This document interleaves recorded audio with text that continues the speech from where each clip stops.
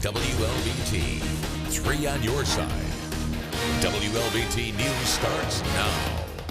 Good morning. It's straight up 6 o'clock here at WLBT. Well, it's probably at your house too, I would imagine, unless you're in an entirely different time zone, and we don't even want to go into that right now. 65 degrees in Jackson. High temperature today, about 90. Football forecast for tonight looks like our game time temperatures will be in the 70s. Nice night for football in Mississippi. Happening now, Pope Francis is waking up early this morning in the city that never sleeps. Yeah, the pontiff is continuing his historic U.S. tour in New York City today. After thousands welcomed him to the city late yesterday afternoon, he had spent the previous days in Washington, D.C. and Cuba before that. Jay Gray is live this morning in New York City with a closer look at what will be an important and very busy day in the city of New York today. Jay, good morning.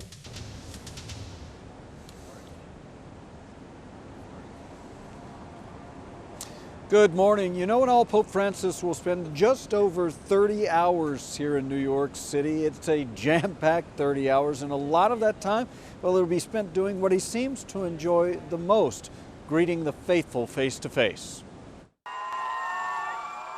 As they have at each stop on this historic tour. Thousands greeted Pope Francis as he arrived in New York yesterday afternoon, lining the roadways through Manhattan, waving flags and banners, raising their cell phones for a picture.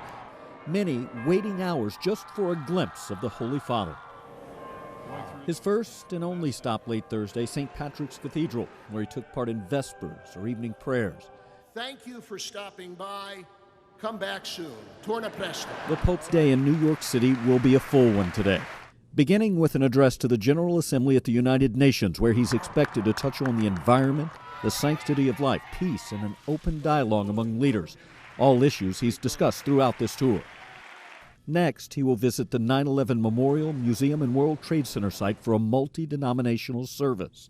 He has a very, very tight agenda, and he is the one that said, I want time to go into an inner-city Catholic school. He will do that at Our Lady Queen of Angels School in East Harlem. This is the best day of my life so far. The students spent the summer practicing prayers and hymns that they will recite for the Pope later today. Next, the papal motorcade will wind through Central Park, ending his tour and visit to the city with a mass at Madison Square Garden. Yeah, you know, that iconic arena holds about 19,000, but I would bet there will be a lot more inside, perhaps lining the walls and the corridors. There's standing room only for sure, and probably a huge crowd outside. There has been at every other stop during his U.S. visit. After this evening's Mass, Pope Francis travels to Philadelphia, where he will wrap up the U.S. tour this weekend. That is the latest live here in New York. I'm Jay Gray. Now back to you. All right, Jay. New overnight, we're learning more about a deadly accident in Hinds County. The wreck happened on Highway 27 around 10 o'clock last night. Family members say the victim's name is Joey Anthony Seven of Copiah County. Seven was driving this pickup truck when he ran off the road and flipped several times. The accident is under investigation. Police corruption in the capital city. The FBI says it has busted a crooked cop. Former Jackson police officer Brian Jones left federal court yesterday after being given a $10,000 bond. Jones started at JPD in 2008 and is charged with commerce by threats of violence. The FBI says he made illegal traffic stops, searches, and seizures. Investigators say he kept thousands of dollars he had taken from rival associates and undercover agents and gave the drugs to local dealers he associated with in the Washington Addition neighborhood. A fifth grade teacher from Prentice is under fire after a camera was found in the bathroom at J.E. Johnson Elementary School. According to the Mississippi Bureau of Investigation, Arthur Martin is charged with photographing and filming a subject under the age of 16 without consent. Investigators seized a computer and other technology from Martin's home in Lamar County. His bond is set at $150,000. Many Apple lovers getting an upgrade today. Yeah, fans are lining up to get the newest iPhones, which are available in stores and online today. Ashley Garner is live in Ridgeland this morning with more on the Apple frenzy. Ashley. Well, Wilson and Joy, again, we are here at the Apple Store in Ridgeland. Take a look here behind me at the line here this morning. Now, more than a dozen people are in line this morning. The first person in line, Joseph, he tells me that he has been here since 2:30 yesterday. 2:30 yesterday, along with several other people that are here, but he's the first one in line waiting to get the iPhone 6S and the iPhone 6S Plus. Now, Joseph tells me that he is waiting on the 6S Plus.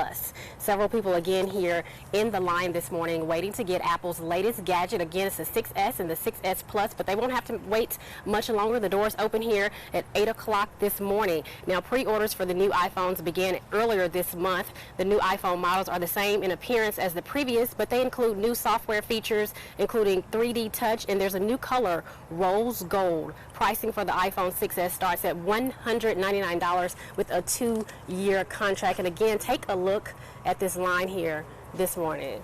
It is wrapped around the building right now and expected to possibly get a little bit longer as we approach the 8 o'clock hour this morning. Of course, we'll be out here all morning until the Apple iPhone 6S and 6S Plus flies off of shelves here this morning. So again, if you are interested in getting the new iPhone, you can come on out here and place your orders. Not sure if they'll actually have enough in the stores to go out to those who have not pre-ordered, but we'll make sure that we get all those details along to you. Reporting live in Ridgeland, Ashley Garner, 3 on your side.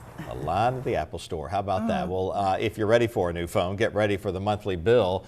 Just ask one Oregon man. His jaw dropped when he got his latest cell phone bill for more than $2 million. Ken Slusher says he started getting bills for varying amounts, one for $498, another for $9, until this past week when he called customer service and heard he owed $2 million. Slusher knows it's a mistake, but he's worried it could ruin his credit. They're always made and whatnot, but the number of errors and the comedy of which they happen is astounding to me right now. Verizon blames the problem on an error in its automated voice response system. It says it is correcting the error and has resolved the issue to Slusher's satisfaction. Even if they cut it in half, he'd still over $1 million. Exactly. It is 6:07 now, 65 degrees in Jackson. Got your traffic and weather together. Here's a live look outside I-55 at High Street, and the traffic is picking up just a bit. We kind of expect that for the 6 o'clock hour, but the good news is on this TGIF drive-in, no accidents to share with you at this hour. Well, hey, we're going to take a look at the tropics here shortly and see if maybe we can squeeze some rain out of that. We just need some showers. But, boy, I know I do. Anyway, back with the weather in a minute.